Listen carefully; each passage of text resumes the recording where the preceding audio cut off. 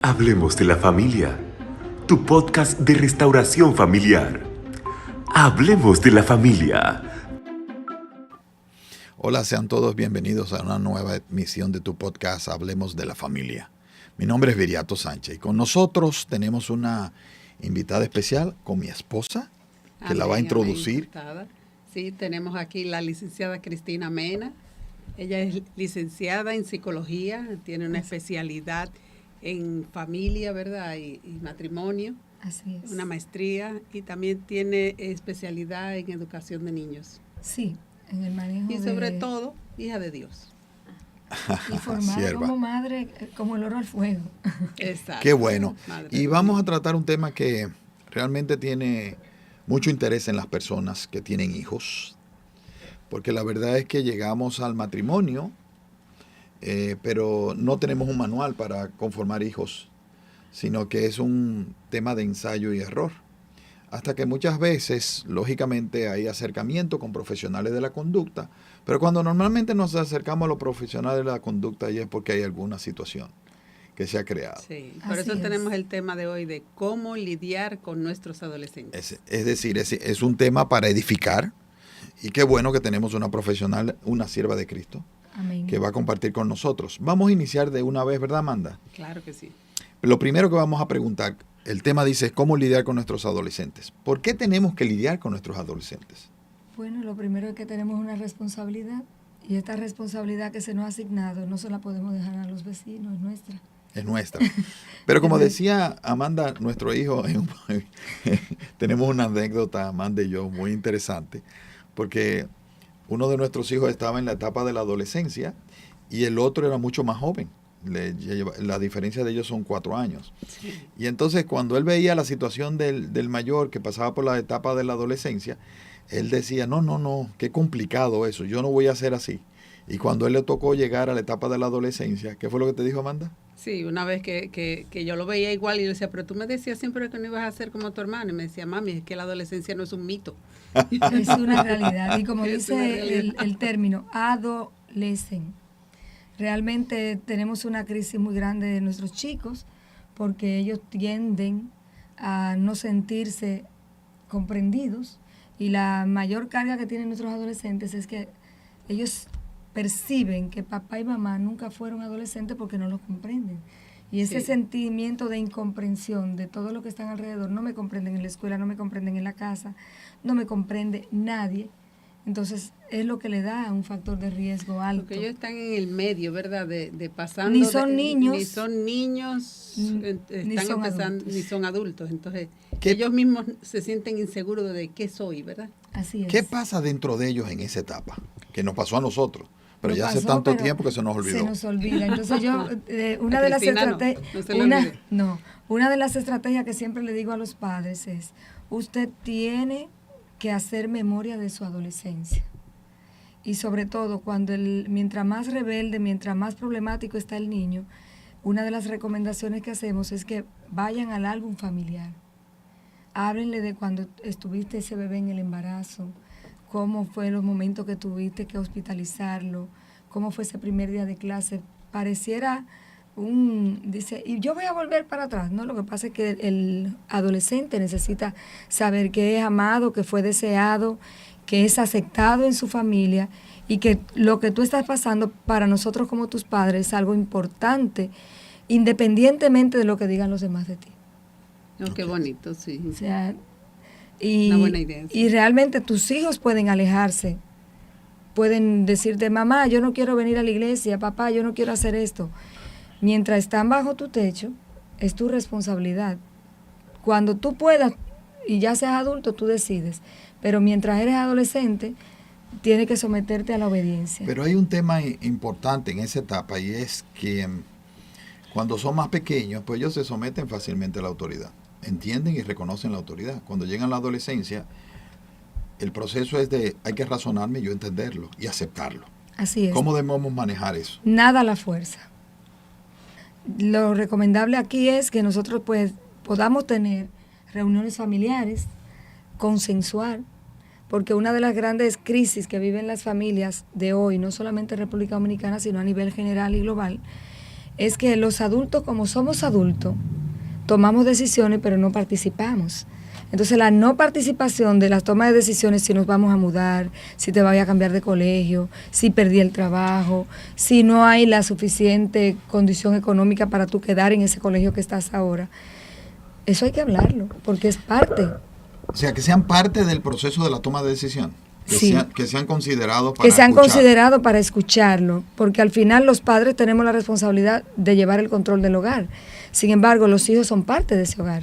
Pero ahí hay algo que la gente rápidamente va a entender. Tú dices, bueno, ellos viven bajo tu techo, viven bajo tu, aunque son tutela, adolescentes, exacto, viven bajo tu autoridad. Así es. Ahora, ¿cómo manejo? Tú dices, pero nada forzado. Es decir, hay momentos que con los jóvenes, con los niños, pues lógicamente la autoridad se ejerce sin necesidad de forzar, pero es sí o no. Y algo ¿Cómo importante. lo manejamos con los adolescentes? Porque tú dices, sí, nada forzado, pero están bajo mi autoridad. ¿Cuál es la mezcla que tenemos que utilizar? Realmente nosotros como padres, lo primero que tenemos que hacer es que en todas las opciones que le demos a nuestros hijos esté lo que nosotros queremos que pase. O sea, yo te voy a dar un abanico de opciones. Yo quiero ponerme esta ropa. Dice, ok, de esas 3 coge, pero tú le vas a poner la que conviene que sea, porque es para la iglesia que vamos, por ejemplo. Quiere decir, las opciones que le das son dentro de lo que tú esperas como padre, aunque sus expectativas sean otras, y eso se resuelve con las reglas claras. Con el adolescente siempre hay que sentarse a racionar, a pensar y a que ellos decidan el por qué. Una de las mayores crisis que llevan los adolescentes a terapia y a consulta o por lo que los llevan, por lo general, el chico es un sismógrafo.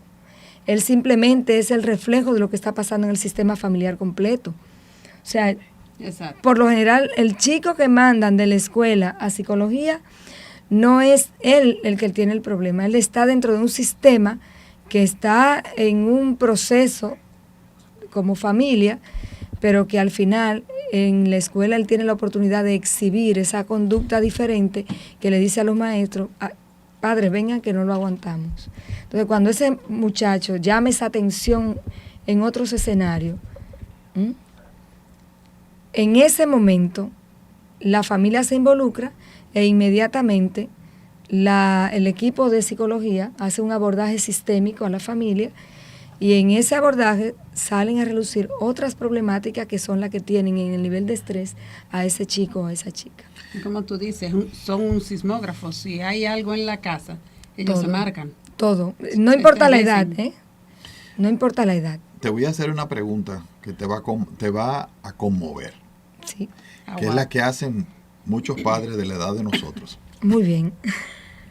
Que dicen, bueno, todo esto, ¿por qué estamos viviendo en un tiempo donde se necesitan tantos psicólogos, tanto análisis?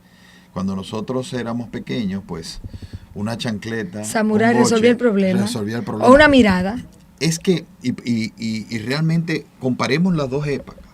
A ver, ¿qué pasaba en aquella época para tratar de desmitificar el concepto de, bueno, ¿por qué somos tan cuidadosos ahora y antes salían las personas sin tantos problemas? Pero eso no es necesariamente verdad. Hay muchas variables, tenemos muchas variables. La primera es que ya los chicos de hoy no socializan como socializábamos nosotros. Nosotros jugábamos en los patios. Nosotros teníamos reuniones familiares los fines de semana. Teníamos la oportunidad de crecer alrededor de los abuelos, los tíos, aunque sea un día a la semana, una vez al mes. Eso es lo que yo tengo en mi memoria de lo que nosotros vivíamos. No había tanta exposición a la tecnología. La hiperinformación. Demasiada información no verídica. Entonces, los chicos están viendo el día entero las redes sociales y cuando están viendo las redes sociales se están comparando la realidad de su casa con la realidad que me presentan las redes sociales, que no son.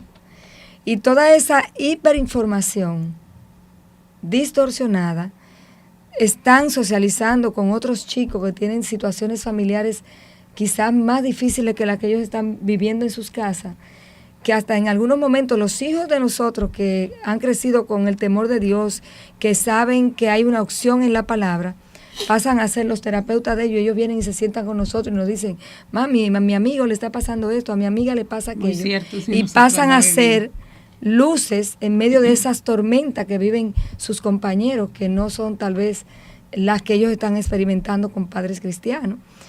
Pero también se da hogares cristianos que están en situaciones de crisis porque hay una sobredemanda del ministerio y nos estamos olvidando de la Jerusalén que Dios nos entregó.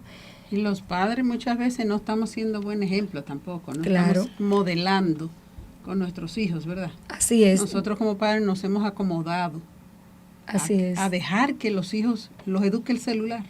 Lamentablemente esa es una realidad. Yo tengo una anécdota familiar. Yo recuerdo que cuando nosotros como familia en algún momento tuvimos alguna crisis, hubo un tiempo en que yo tuve que sentar a mis hijos y decirle, miren, denme un año en una escuela pública. Nunca habían estado en una escuela pública porque esta es la realidad. Pero también ya cuando fueron creciendo en tiempo de adolescencia, viene la rebeldía. ¿Qué padre cristiano en su momento no tiene un hijo rebelde, aún estando formado sobre un fundamento bíblico?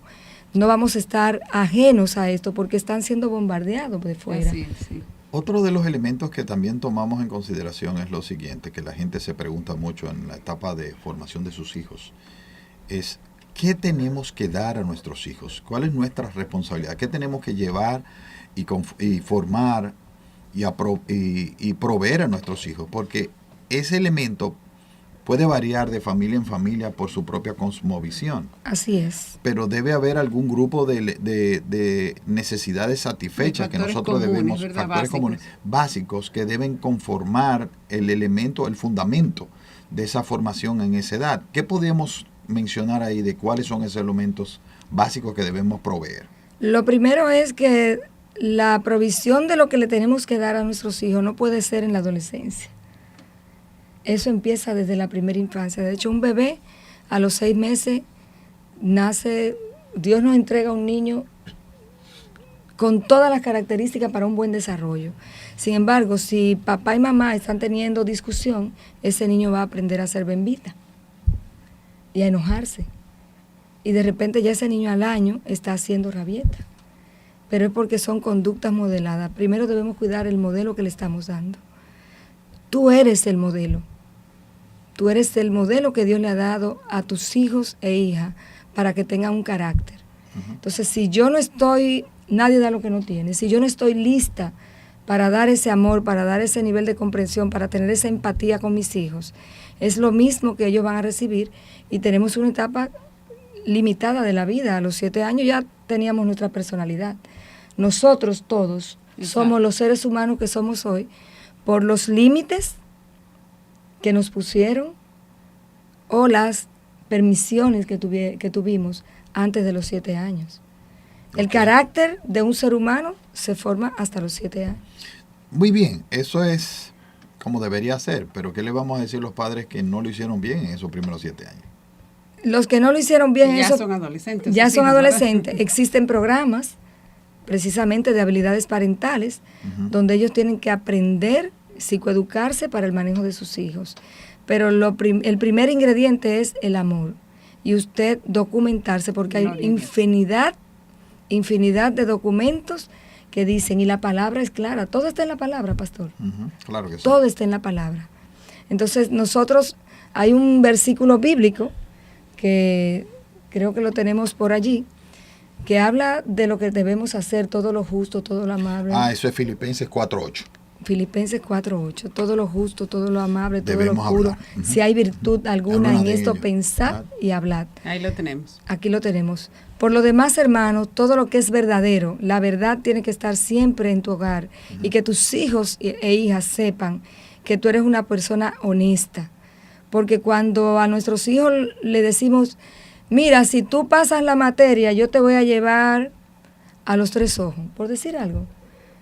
No le digas lo que no le puedes cumplir. Claro. Porque inmediatamente tu hijo entiende que tú le estás hablando mentira, le estás fomentando la mentira como un recurso para salir adelante. Entonces, para manipular. Para manipular, para manejar situaciones. Lo honesto, lo que es de buen nombre. De hecho, cuando nosotros hablamos a nuestros hijos a la luz de la palabra, es interesantísimo saber que ellos pueden ir a donde vayan y de allá para acá vienen con la palabra sembrada. Exacto. Vamos a leer el versículo completo que dice: por los demás, hermanos, todo lo que es verdadero, todo lo honesto, todo lo justo, todo lo puro, todo lo amable, todo lo que es de buen nombre, si hay virtud alguna, si algo digno de alabanza, en esto pensad. Sí, porque realmente de nuestros pensamientos provienen nuestras acciones. Así Claro que es. sí. Es decir, y nuestra comunicación también. Primero está el pensar, luego comunicamos o accionamos. Así es. Quiere decir que si nosotros cuidamos lo que está en los pensamientos, que de hecho en la palabra le habla el corazón, de la abundancia del corazón habla la boca. Habla la boca. Y no solamente eso, las acciones que corresponden vienen de lo que nosotros tenemos en el corazón. Tú no puedes dar lo que no está en ti, Así sino es. tienes que proveerlo. Así es. Entonces, una cosa interesante en este aspecto, tenemos que, bueno, si cometimos errores, hay posibilidad de poder enmendarlo. Sí, hay posibilidad. Y hay mecanismos para hacerlo. Muchas veces es necesario la ayuda profesional cuando el problema es más profundo en la conductual, ¿verdad? Así es. Deben acercarse y siempre habrá la posibilidad de abordarlo con algún mecanismo, terapia. Lógicamente, también sabemos que la palabra de Dios transforma. Así Amén. es. Y aquí es importante la presencia de la vida espiritual de la familia. Si nosotros tenemos una familia fundamentada en una vida espiritual, en la roca, en Jesucristo, Amén. pues lógicamente también hay un paso y un proceso en la obra, porque tú decías que lo que nosotros modelamos, eso es lo que nuestros hijos hacen. No lo que le decimos. Entonces nosotros tenemos que vivir una vida en santidad para poder mostrarle a nuestros hijos. Eso es tan determinante, pastor. Sí. Es la que cultura familiar, ¿verdad? Que yo quisiera, yo quisiera compartirles que toda acción de los padres ante una conducta de los hijos va a definir en ellos qué van a hacer de adultos. Okay. Y quisiera compartirles algunas acciones. Cuando nos comportamos como adultos con nuestros niños y los ignoramos, cuando tú ignoras a tu niño, en ellos se da una profunda angustia. Ellos no se motivan. Entonces el adolescente es muy propenso a perder la motivación por cualquier cosa, porque están muy vulnerables. Okay. Entonces esa desmotivación, ¿qué le va a dar? Pierden la confianza en el adulto, en la persona que debió ser la persona de mayor confianza. Más adelante vamos a ver qué pasa cuando nuestros hijos pierden la confianza en nosotros. Es muy triste ver a los adolescentes y realmente es una de las mayores factores de riesgo, la pérdida de confianza en papá, en mamá, en el cuidador. Cuando yo no confío en mis padres, en quienes están determinados a cuidarme. Por ejemplo, cuando un niño es violentado y los padres no toman acciones judiciales, no hacen nada, no, porque fue un tío, porque fue un compadre, ¿cómo vamos a hacer eso? Para hacer otro podcast, ¿verdad? Sí. Vamos a hacer un segundo podcast Entonces, con los factores de riesgo. Sí, eso es así. Entonces, ¿qué pasa cuando nosotros emocionalmente dañamos a nuestros hijos, cuando los insultamos, cuando los menospreciamos? En ellos surge una impotencia, un dolor, ahí viene la ira, ahí viene el muchacho que sale zapateando, porque simplemente el miedo les hace comportarse así. Y ellos de adultos lo que desean es solamente, nace un resentimiento agudo, y ahí viene esa raíz de amargura.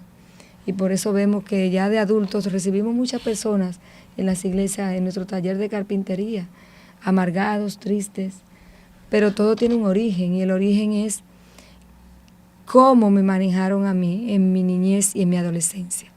Entonces, pero vienen de padres que tampoco fueron bien manejados, a veces es muy difícil. Así es, realmente el padre, puede estar la buena intención del padre de criar mejor a su hijo que los que los criaron a él, pero no sabe porque él tampoco tuvo un buen modelo. A esto le llamamos en psicología los niños heridos criando a otros niños.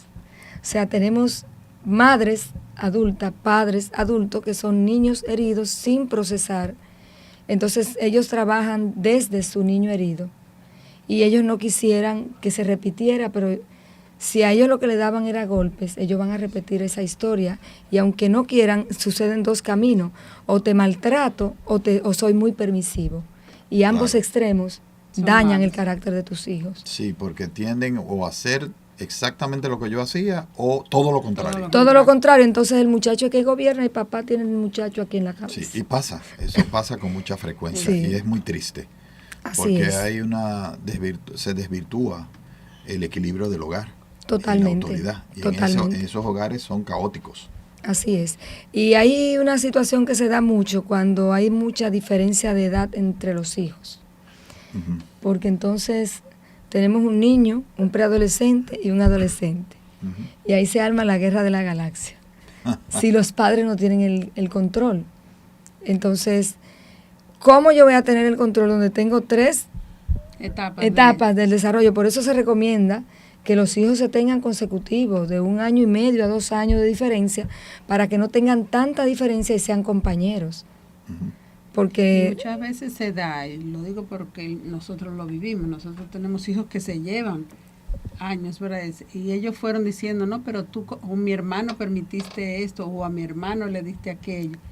Es verdad que a lo mejor pudimos haber cometido errores que los fuimos enderezando en el camino con los demás. es que el manual de papá y mamá no lo tenemos tampoco, ni el Exacto. Y de... se lo hicimos ver a Y no- y- ellos, y se no lo solo- hablamos, ellos lo entendieron, lo asimilaron y hasta gracias dieron después, lo vieron para bien, porque uno le reconoció que hubo errores y que por su bien caminó enderezándolo, ¿verdad?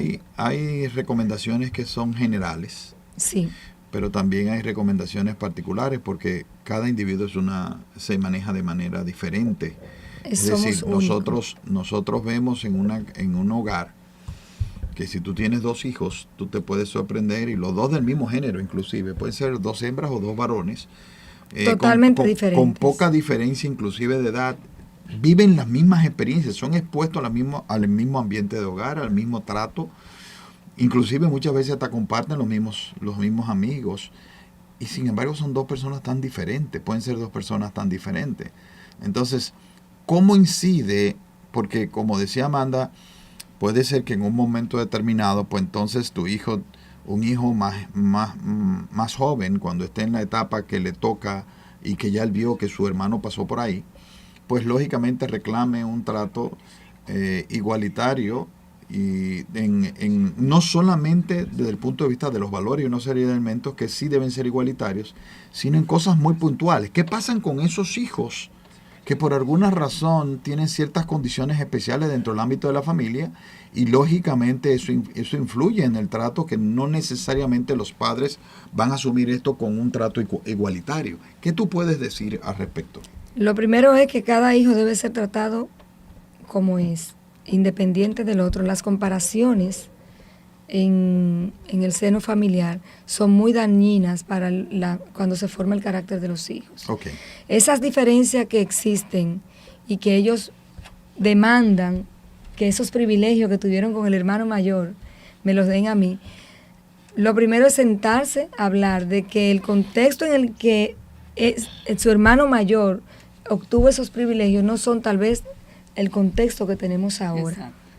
Porque las familias van cambiando. Tal vez, por ejemplo, yo tengo una anécdota familiar cortita. Recuerdo que cuando mi papá enfermó de cáncer, la situación económica mermó, se ve afectada.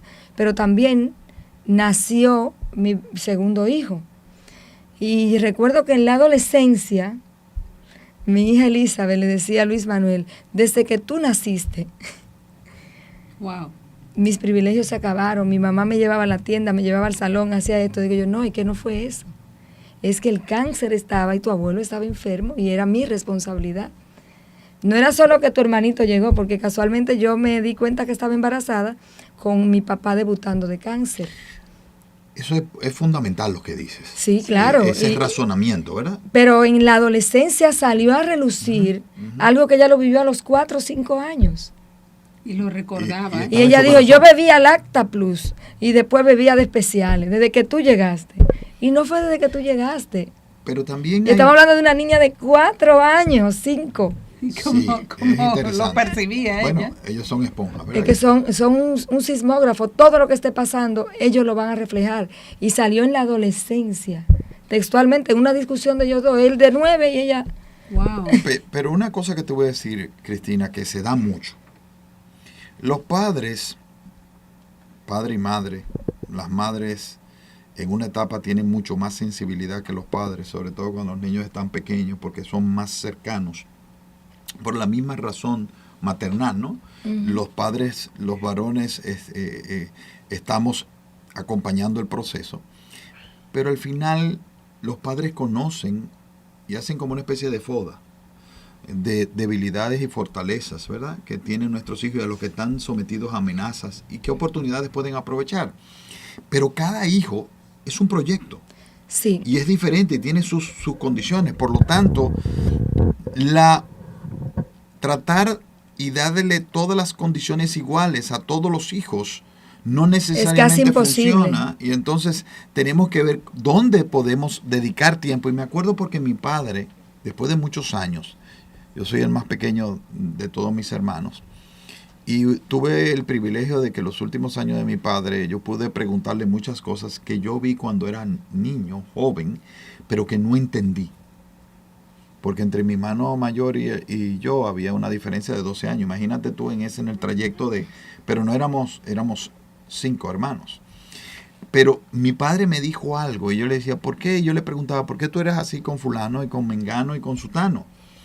Y él me decía, lo que pasa es que este hermano tenía esta condición, esta situación, y yo tenía que darle el apoyo en este lado, y al otro le daba y a otro que no necesitaba mucho apoyo porque iba a volar solo, no tenía que darle tanta protección. Pero ahí caemos en otro elemento, Cristina. Es verdad que cada uno es un proyecto, pero a veces también no sobreprotegemos hijos si les hacemos daño. Claro que sí, la sobreprotección es un factor de riesgo altísimo, y yo lo tengo de testimonio. Mi hermano, por ejemplo, nació y le dio meningitis, colerín, y mi mamá lo vio crecer con pena. Y mi hermano se hizo adicto a las drogas a los 15 años. Empezó a consumir. ¿Por qué? ¿Qué falló en esa educación? En esa educación falló que mi papá quería tener el control y manejar con disciplina. Ella lo veía como enfermo y que él actuaba así por todas las situaciones que vivió antes del año. Él le dio meningitis, colerín, lo entregaron por muerto. Y mami lo veía como enfermo y lo victimizó tanto que yo, como su hermana menor, también lo cuidaba. Y al final terminó en la calle porque se volvió tan nocivo el ambiente del hogar que él se fue a la calle, pero yo le doy gracias a Dios que yo me fui al grupo de la iglesia. Wow, sí. Pero tenemos ahí 2 hermanos que crecimos, nos llevábamos 1 año y 8 días, como con pinche. Él murió, partió con el Señor para la gloria de Dios, pero amén. Yo nunca lo dejé. Él recibió al Señor en la ambulancia posterior a un incidente, un accidente que tuvimos en un negocio que teníamos. Y realmente de los mismos padres, mi papá con valores, mi mamá también, amorosos los dos, pero en un momento determinado de la historia vino aquello que, si tienen la imagen por ahí, me gustaría que la pongan, donde está la diferencia entre los padres, que es una arma mortal para nuestros hijos y que los expone y los envía fuera del hogar. Y es cuando no hay común acuerdo para las tomas de decisiones. ¿Puedes explicar esa imagen que no va a poder salir? Ok, no hay problema. La imagen están los padres y el niño le dice, mamá, ¿puedo dormir donde Juan esta noche? Y mamá dice sí, y papá dice no. Entonces el muchacho está ahí y eso se vuelve en mal revuelto, ganancia de pescadores. Si papá y mamá no están de acuerdo, yo voy a manejarlos a ellos. Entonces, ay de usted, papá, si manda señales de humo de que no están de acuerdo. Y ese es un principio vital. De hecho, en algunos momentos yo estuve separada de mi esposo y lo que me ayudó a reconciliar en algún momento fue real y efectivamente no descalificarlo a él, ni él descalificarme a mí. Porque el común acuerdo para la crianza de los hijos, aunque sean padres separados, es vital. Exacto. Y muchos de los chicos que llegan a consulta con ideas suicidas, vienen de padres separados, pero que en el momento de la separación también se separaron de los hijos o no establecieron acuerdos para lidiar con estos hijos en cualquier etapa de su vida, porque es responsabilidad. No se deja, a ti se te muere tu mamá y te dicen huérfano, Pero a ti se te muere un hijo, no hay un calificativo, no existe. Entonces tú no te desvinculas de los hijos nunca. Sí, y algo que yo aprendí sobre la marcha de mi crianza, nuestra crianza con los hijos, nos enseñaron que después de cierta edad, cuando los muchachos están en la preadolescencia, las decisiones las debe tomar papá siempre, independientemente de que no estén de acuerdo. Mamá tiene que aceptar lo que papá dice. Si tú pusiste un ejemplo de si uno dice, dijiste como de salir, algo así, no sé qué dijiste. Si mamá dice que sí, el otro dice que no, no debe ser así. Mamá, si ya lo dijo ella primero, que no debió decirlo, ¿verdad? Debió decir, vamos a preguntarle a papá a ver qué dice. Cuando hable con papá te doy respuesta. Exacto. Sí, sobre todo los padres, lógicamente, para que no se monopolice todo ese proceso de toma de decisión, los padres fuera del ámbito de los hijos deben conciliar ciertos patrones y ciertas reglas y normas que ya se asumen como tal, ¿no? Y entonces, aunque mamá le dice, ve y pregúntale a papá, ya hay un acuerdo entre ellos de por dónde viene la respuesta. Así es. Exacto. De hecho, yo he tenido adolescentes que dicen, es que ellos ninguno me comprenden, pero es que hay un común acuerdo. Ahora mismo Claro. yo tengo un caso de una chica con una situación similar y yo logré reunir a los padres que están, cada uno tiene sus matrimonios, es una niña que se fue con uno de los dos padres, pero por primera vez, ante una situación de alerta y de riesgo, ellos están en consenso, pero no hay que llegar ahí. No hay que llegar ahí. Entonces nosotros como familia debemos propiciar a los hijos ambientes amorosos, cálidos, de respeto, porque ¿qué va a pasar con los hijos? Cuando el ambiente, vamos a mirar la naturaleza. La naturaleza, cuando queramos saber cómo manejar nuestros hijos, detengámonos a mirar la naturaleza, porque Dios todo lo hizo perfecto. Amén. Lo hizo perfecto. Cuando las aves sienten que viene un temporal, Se esconden de una vez. se guardan. esconden. Cuando las plagas ven que va a llover, salen de su madriguera. Entonces pasa lo mismo con nuestros hijos. Si el ambiente en casa no es seguro, no les da paz, no les da ese estado, el mejor lugar de tus hijos debe ser su casa. Cuando los hijos no quieren estar en casa, hay algo dentro del hogar que te tiene que llamar la atención y detenerte como papá y como mamá a evaluar qué estamos haciendo nosotros como papá, que nuestros hijos quieren ir fuera. Entonces van a migrar. Mientras están pequeños, todo lo que usted le diga lo va a aceptar, pero desde que llegue esa adolescencia y esa vida adulta, no lo van a poder aguantar. Hermana Cristina, se nos ha agotado prácticamente el tiempo. Wow, se fue. En estos 2 minutos que nos quedan, ¿verdad? Primero queremos pedirle a las personas que nos están viendo que se suscriban, que si les está gustando el tema, le den a la campanita de me gusta y que hagan sus preguntas, sus opiniones y nos manden cualquier mensaje que quieran o cualquier otro tema que quieran que nuestra hermana trabaje.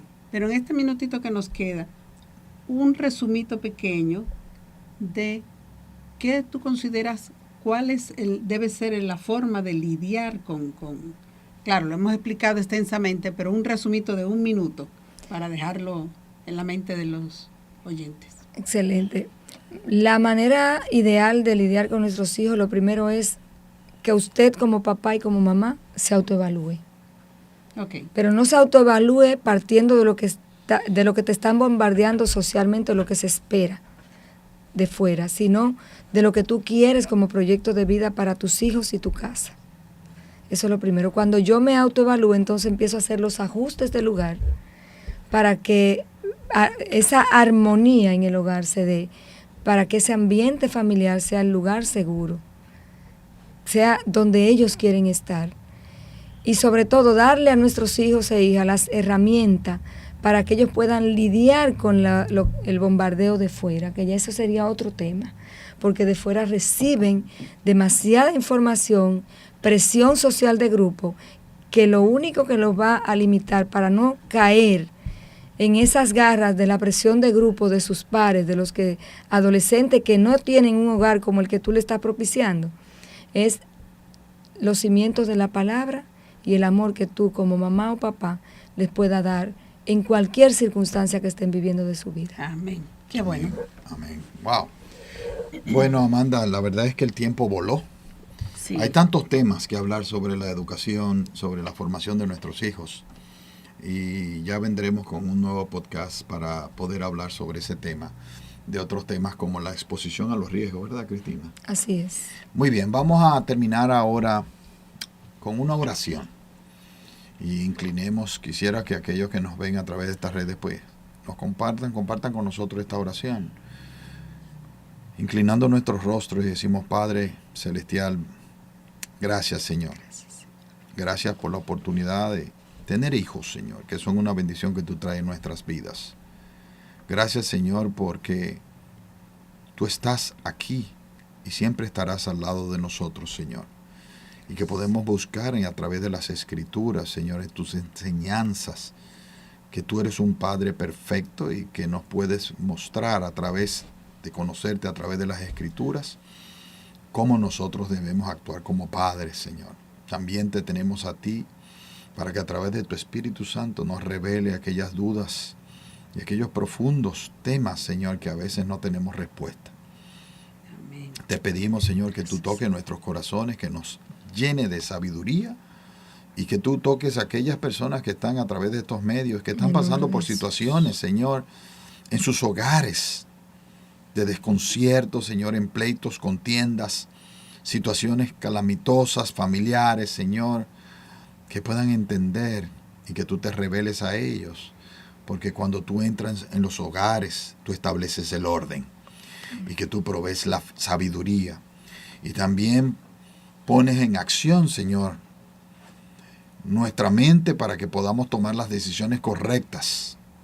Y si muchas veces tenemos que ser asistidos, Señor, por aquellos profesionales, sobre todo que conocen tu vida y que te pertenecen a ti, porque han sido coherederos con Cristo, como nuestra hermana Cristina, que son profesionales que honran tu nombre, Señor, y que son siervos tuyos, que sean medios también para llevar sabiduría, enseñanza a los hogares que lo necesitan. Te damos gracias y te lo pedimos en el nombre poderoso de Jesús. Amén. Amén. Amén. Hermanos amados, será hasta la próxima. Esperamos. Como dijo Amanda, si te gustó el programa, dale a la campanita y escribe en los comentarios tus observaciones y cualquier otro tema que ustedes quieran que nosotros tomemos en consideración para desarrollar en otro programa, en otro podcast. Hablemos de la familia. Será hasta la próxima y bendiciones para ti y tu familia. Hablemos de la familia, tu podcast de restauración familiar. Hablemos de la familia.